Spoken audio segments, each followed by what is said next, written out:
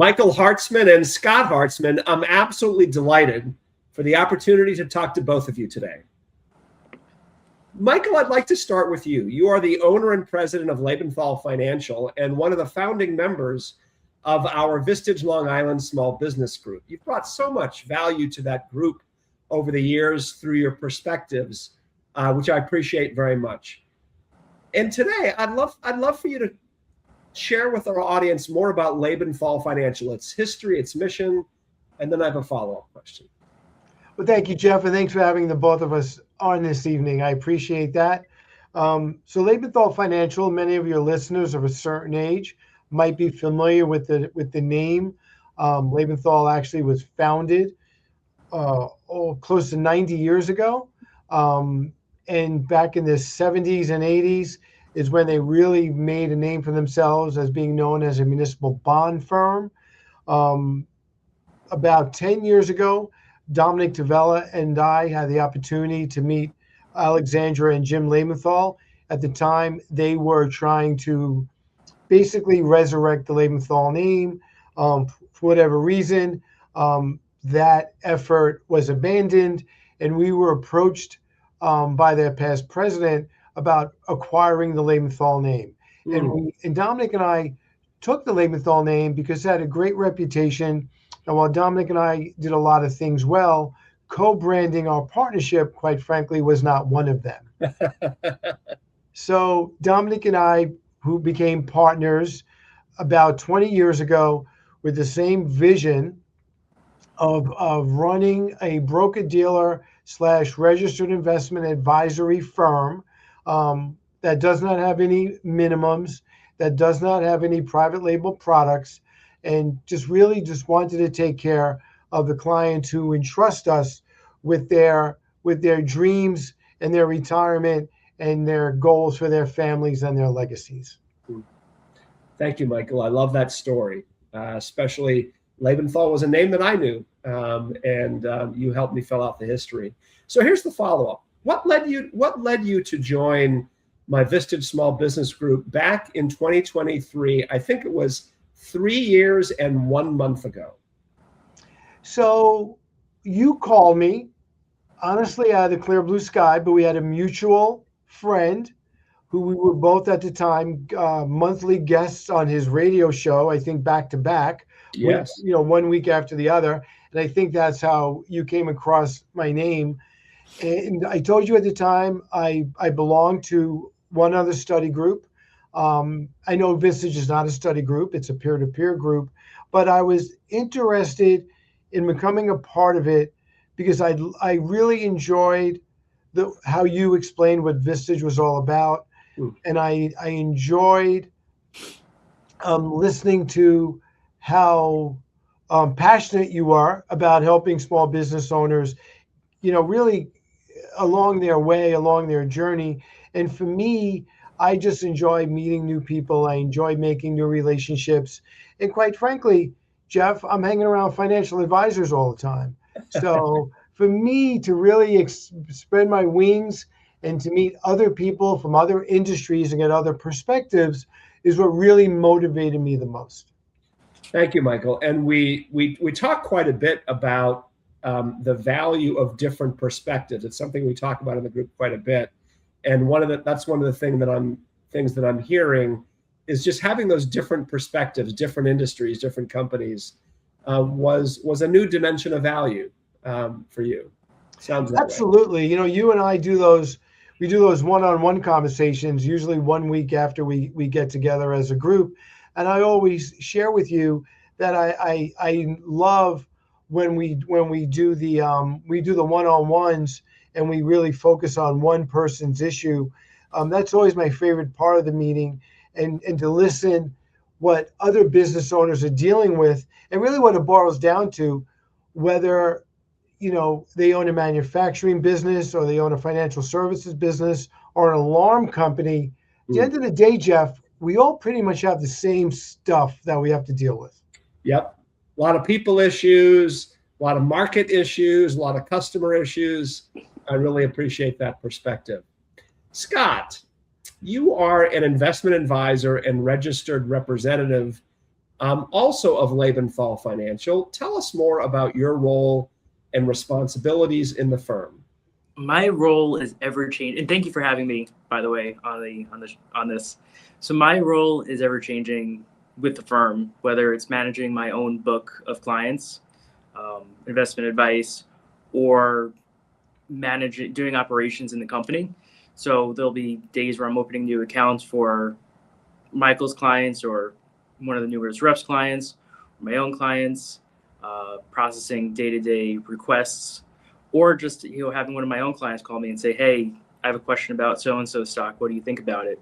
And I'm able to give advice. Some days I'm dealing with the tech in the office because someone's email's not working. So I'm a jack of all trades. It depends on the day. Yes, thank you, Scott. Scott, you're a founding member, also a founding member, but of a different Vistage group I lead here on Long Island that's especially for C-suite executives. And we're going to come back to that in a minute. So hold on to your thoughts. Michael, since our very first conversations over 3 years ago, you often talked about the importance of developing and investing in your leaders. What led you to sponsor Scott for the Vistage Long Island, what we call Key Executive Group? So like myself, Scott works at a small company. It's his view of the world is frequently me, Dominic, and the other 10 or 15 people he may deal with on a daily basis. So while Scott had other business experience when he was a younger man, I felt, just like for me, that it would be really important for Scott to meet other people, to meet other peers, and also to really expand his mind and get out of what could be just a myopic view of dealing with, the stock market on a day-to-day basis and the things that we worry about. Frequently, it's not what a manufacturer is worrying about, or it's not what a CPA is worrying about. So I felt it would give Scott a more rounded perspective and a more rounded view on how other people, view their day-to-day challenges. Yeah, really well put, Michael. A lot of CEOs talk about the importance of investing in their people. You're actually doing it in a very specific, tangible, and meaningful way. Talk us through your thought process in encouraging Scott to consider this group. Well, I think it's similar to what I just said, Jeff. I felt, look, there are a lot of networking groups on Long Island. I belong to one, and they're great. But it's all about just building your business. It's not about building your mind. It's not about expanding your horizons. It's not about, looking at the world from other people's perspectives. And I think that's what Vistage does. I mean, you made it crystal clear to me, because of what I do for a living especially. You said to me, "I'd love to have you in a group. You just can't solicit anybody." And I said, "I have no problem with that. Thank God I have plenty of business. And my commitment to you is I'm not going to solicit anyone. You've kept all the promises you've made. I kept all the one promise you asked me to make, I think I made." And really, the same thing goes for Scott. We are there to make lasting connections and friendships, not looking for the next IRA account. Yeah, well put. I loved your statement. It's not just about expanding your business, it's about expanding your mind. That's a great perspective. I haven't heard it put quite like that, and I like that a lot. Well, if Vistage is going to steal that, I'm going to need copyright. Scott, let's turn to you. The Key Executive Group launched about 18 months ago. As I mentioned, you're also a founding member of that group, as Michael was of his group. You had no doubt heard Michael talk about his experiences in Vistage in the previous 18 months, his first 18 months being a member. And you, as I recall, you helped me a couple times when Michael was hosting in your conference room. You helped me set up the technology for a couple of those meetings, and we got to know each other a little bit. What led you to embrace Michael's sponsorship and to accept my invitation to join the group? So when my dad first mentioned this to me, I was pretty, you know, what's the word? Appreciative that he would think of me to join the group, because for me in my head, I've always just thought I'm the, guy working in operations, building my own book. And then, for my own dad to say, hey, I think this would be really really good for you to meet other people in different industries, meet other people that are more or less your age, that are also dealing with maybe similar issues that you are dealing with. I was like, oh, that's pretty cool that you thought of me. So, he always mentions that he was meeting other people and he was getting their ideas.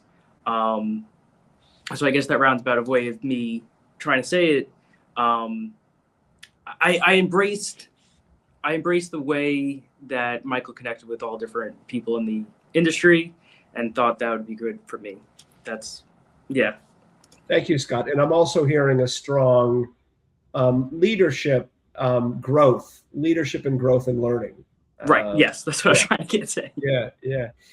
Scott, let's stick with you. I'd like to invite both you and Michael. I'm going to start with you. For the two of you to share what value you've received from your respective Vistage experiences. Two different groups, two different set of peers, but some commonalities in those experiences. Scott, let's start with you, and then we'll just go back and forth. What's one dimension of value that you've received from your experience?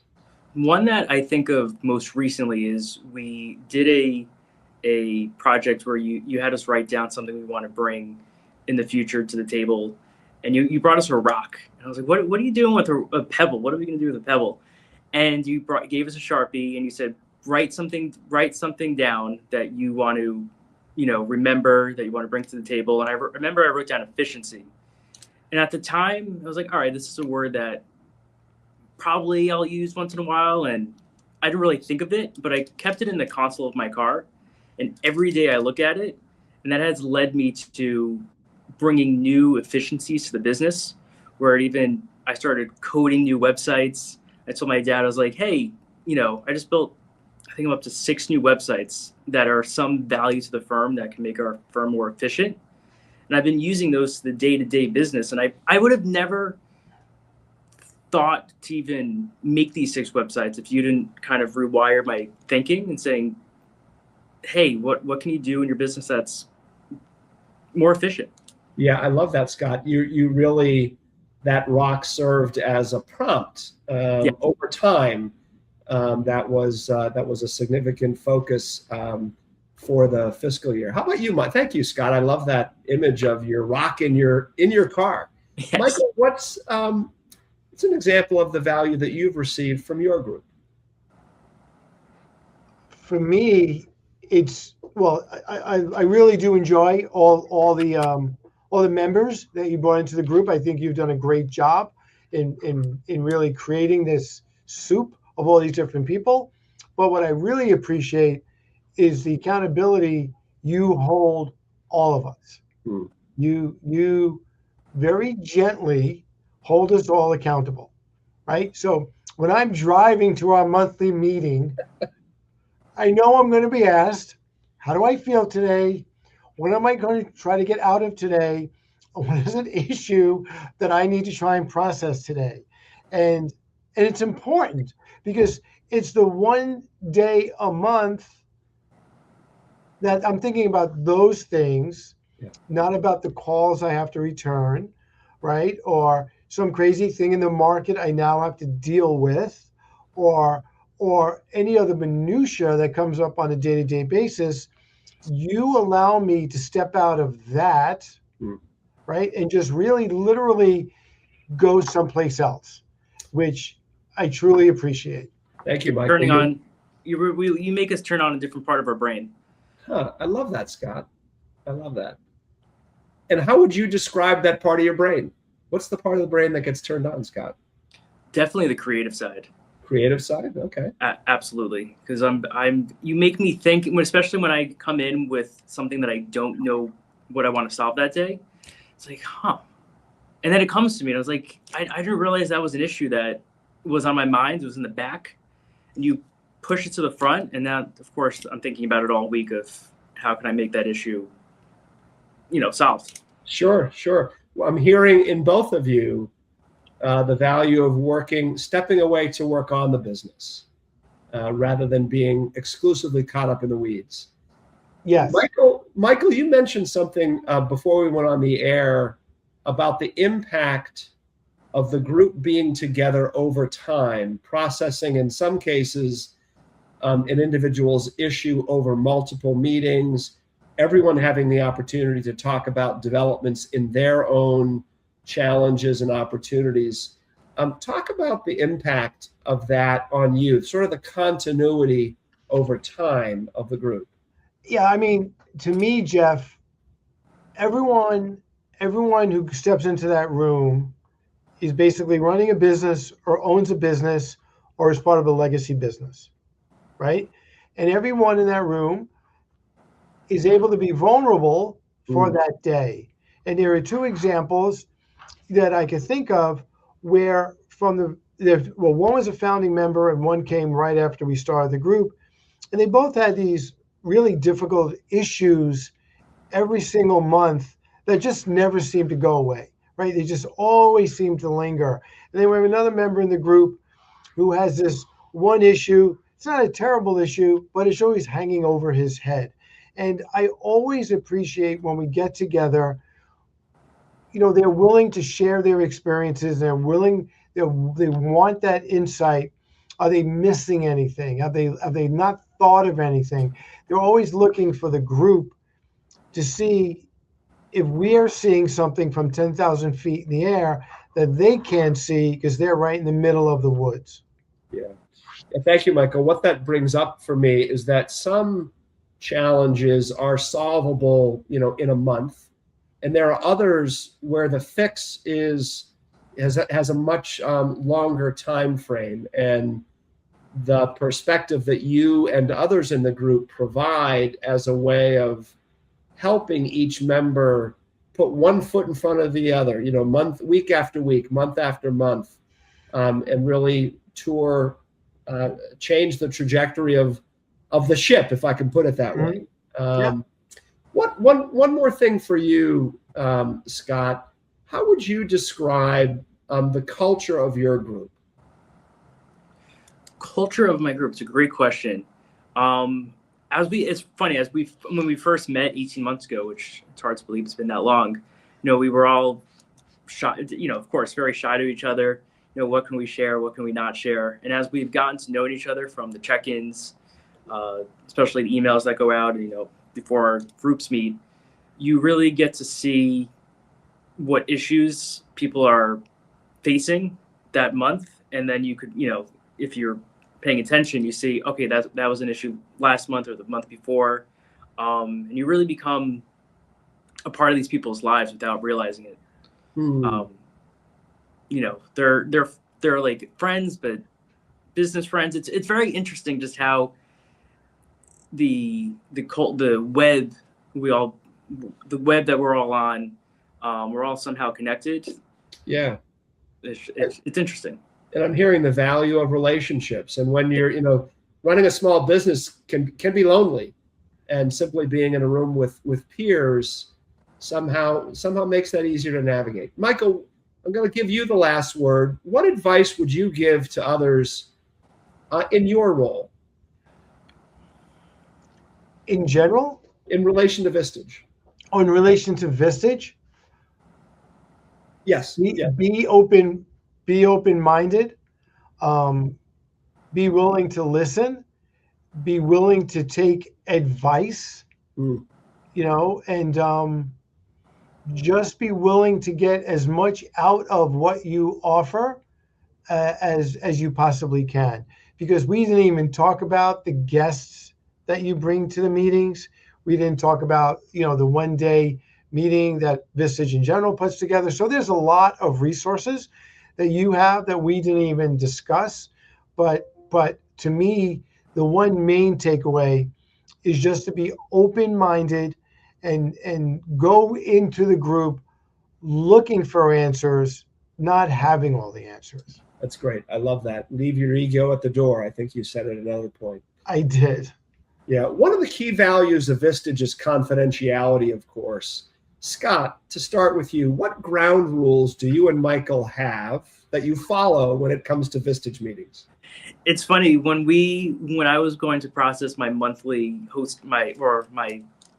the month that I was hosting, and I was trying to figure out what my issue should be. I remember asking you, Jeff. I was like, can I share this with my dad? Can I share what my issue is with him? And of course, you told me it's totally up to you. And then I asked my dad, are you comfortable if I share with you what my issue is? Because I wanted to be able to talk to him about it. Yeah. How the group works on solving it. And it was really informative once I got the information from the group and I was able to bring it back to my dad, all the different solutions that we thought of. But we really don't talk at all about each of our own groups. We maybe topical the sectors that people are in. But we really, it's funny, we live in the same household and we really don't talk about what we're doing in each other's groups. Okay. Thank you, Scott. Michael, anything that you would add? Well, no, I think he said it perfectly, because you and I joke about that, because I never even ask you how Scott is doing. It's his group, it's his network, and it's his relationship with you, Jeff. So I agree with Scott. We don't really go that deep into each other's groups, other than maybe I may say to him, I like this person, I like that person, I'm really happy I met, this person I never would have met. But we really keep it, he's not wrong, we keep it very superficial. Yeah. No, that's you're honoring the confidentiality, even in the privacy of your home. I love you. I love that. Michael, in closing, in addition to the honor of serving as your Vistage chair, outside of our Vistage group meetings and our one-to-one private executive coaching, you and I, along with your partner, Dominic Tavella, get together once per quarter for a conversation. It's one of my favorite parts of the quarter. What would you like to share with our audience about the Lebenthal Report podcast that we share in? It was very kind of you, Jeff, to bring it up. So Dominic and I started our podcast in the middle of the pandemic, realizing that we needed to come up with a way to communicate with our clients, especially if we could not see them. And we've been doing it now for 4 years. And basically, Dominic and I, once a week, do an hour podcast. We have various guests. As you said, you have a regular spot 4 times a year to talk about the Vistage, what is it, the Small Business Consumer Confidence Index? Yeah, the CEO Confidence Index, yes. Which is valuable insight.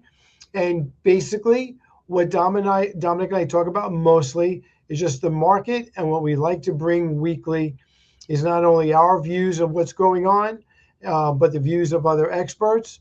Because as you know, in financial services, the news changes quickly. If you don't like the headline, come back in 15 minutes. It's a stimulating conversation. You and Dominic keep me on my toes. You're always drawing out important insights from that quarterly report that Vistage has been providing for over 20 years. So it's a real privilege to be on your show. And we appreciate you sharing that very valuable Vistage information, and we thank Vistage for allowing you to do that. Yes. Thank you, Michael. Michael Hartzman, Scott Hartzman, both of Lebenthal Financial. Michael, a member of my Long Island small business group, primarily owners and CEOs of smaller companies. Scott Hartzman, a member of our key executive group. These are C-suite executives from a variety of different roles, each different Vistage groups, each getting different value. Just want to appreciate your openness in sharing today and all that you shared with us. Thank you for having me. Thank you, Jeff. Thank you.